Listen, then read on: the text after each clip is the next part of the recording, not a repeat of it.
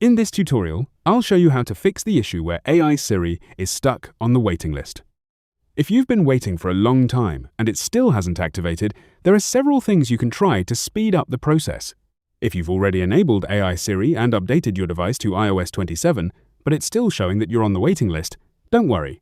There are a few possible fixes. First, if you've only been on the waiting list for a short time, it's best to be patient. In many cases, activation can take a few hours, so waiting is often the easiest solution.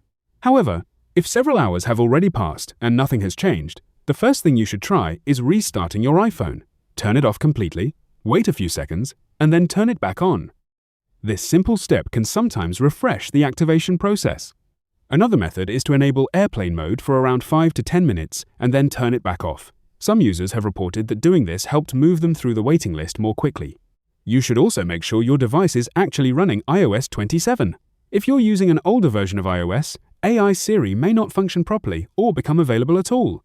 It's also a good idea to check your available storage. If your iPhone is nearly full, system updates and background processes may take longer to complete.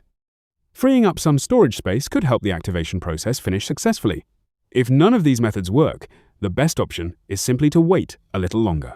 In most cases, access is granted automatically over time, and there isn't anything else you need to do. Hopefully, one of these solutions helps you fix the problem and get AI Siri working on your device.